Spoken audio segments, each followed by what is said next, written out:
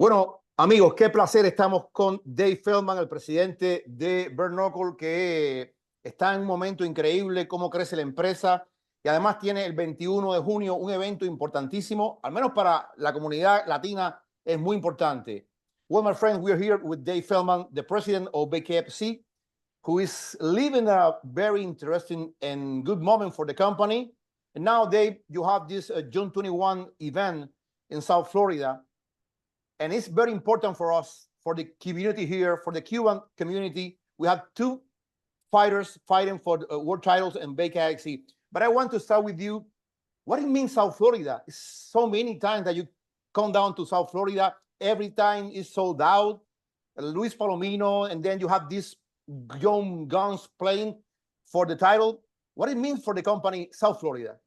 It's big. It's a huge market for us. It's really our home. I would say that we actually are looking right now for a big office and a training facility in South Florida because we really do want it to be our home. The fans have been fantastic to us.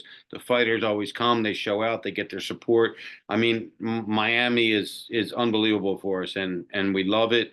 We love going there. We love the reception we get, and we're going to continue coming back. You know, we're actually going to do some smaller shows there as well. I think in 2025, you could see us there as much as 8 fights a year. Oh, wow. 8 fights a year. Yeah, great. 4 smaller ones and 4 bigger ones.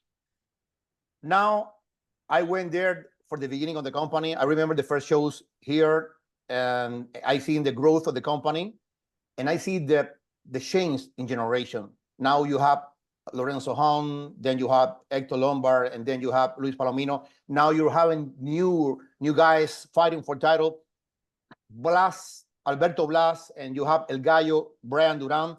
What it means for the company, this new block, and these 2 Cubans playing for the world title?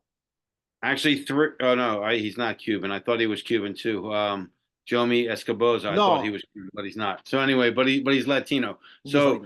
What I really like about this, Jorge, is the fact that we're actually grooming our own fighters now, right? Like, instead of bringing over a Hector Lombard, who was great for us from the UFC, or bringing over these big names from the UFC, we're now selling out the Hard Rock Casino with our own homegrown UFC, BKFC fighters, and I think that's just tremendous for us. I think, you can't. That was the evolution of the company. That's what we planned on doing, and now it's happening, and it's going to happen more and more often. And before you know it, in 2 to 3 years from now, we're going to have our own superstars, and then we're going to sell at the big venues anytime we really want. I think it was important in the evolution, and I'm happy it happened in Miami. Before asking you on other topics, I have to ask you, because people ask me when we are going to see the debut of Guillermo Rigondeaux. I don't know if you know, Guillermo is a legend here in these shores, so people is asking when we will see Guillermo without gloves. Yeah, we're working on a date now. It's going to be September. We're just locking in that date. Hopefully, I can't concrete because they have a hold on it, but it looks like September 13th back at the Hard Rock, and that'll be Guillermo will headline that card. Okay. A lot of things happening for the BKFC. I saw you with Robbie Lawler, and that photo sparked a lot of comments, a lot of theories. What happened with Robbie Lawler, who is a legend in the world combat sport?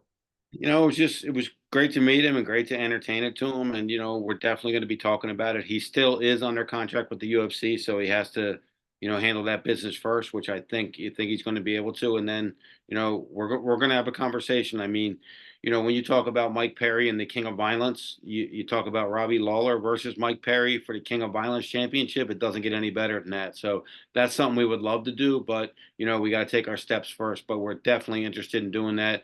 I mean, you've been around boxing for a long time, Jorge, and I think the guys that you remember the most are the really nice and humble guys, and that's Robbie Lawler all day long. Really nice, good, family, humble guy. So I'd love to be able to work with someone like him.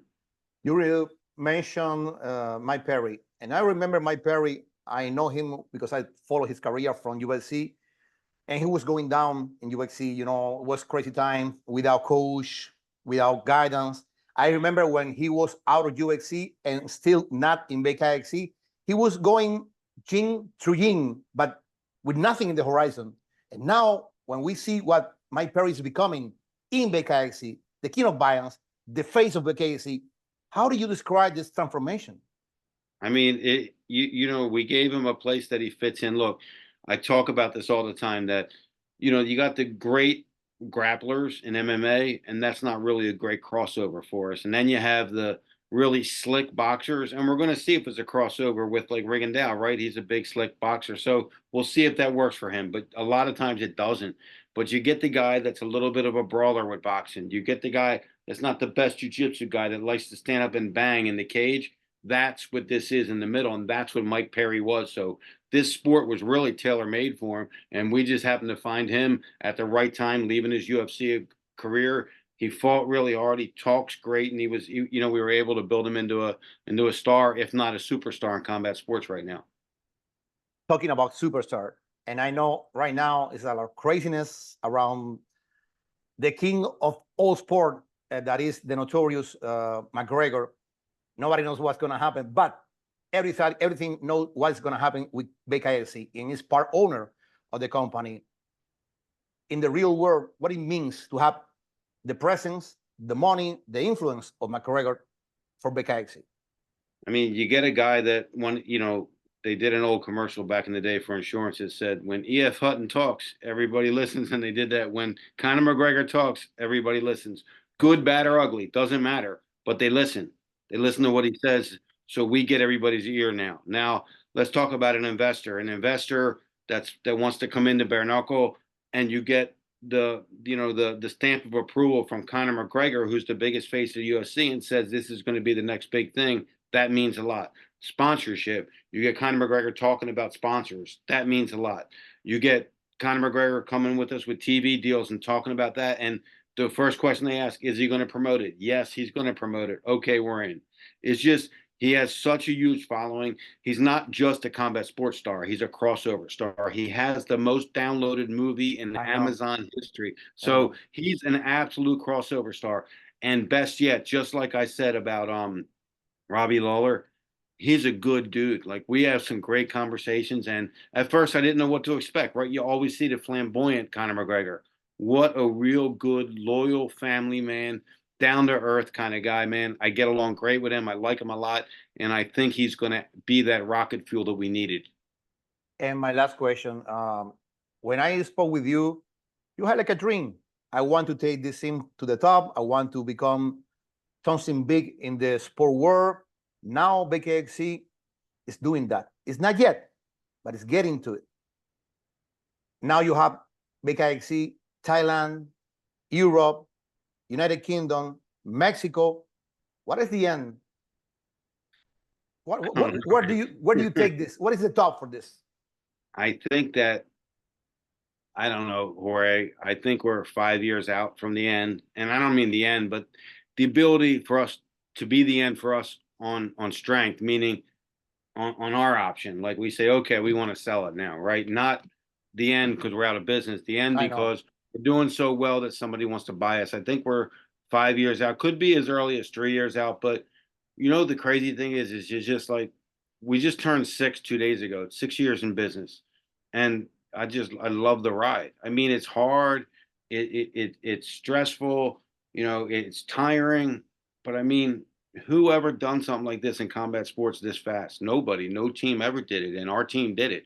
And I love the ride, man. I love the good and the bad, man. And I think that we're, like I said, 3 to 5 years out, probably more towards 5 years out to being able to leave if we want. But at the end of the day, I might never want to leave. I loved it. I love it. I'm actually probably the biggest fan of BKFC. I love watching the fights. And I think the fans love watching me watch the fights because they get a kick out of me going, what do you think? Let's fight. So it's great. I love it. I'm happy about it. And I'm ecstatic about the new partnerships.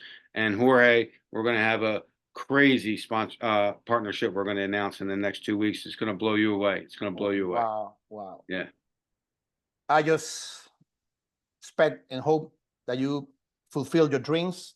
I never expected this growth, and I covering boxing and MMA 30 years, and at the beginning I was skeptical, you know, but you made me believe in this, and I'm so sure because the landscape is so complicated. Everybody thinks they can have the golden formula to grow a sport, a new sport, and you did it. Thank you, Dave, for this minutes, and hope to see you. What a compliment. Thank you very much.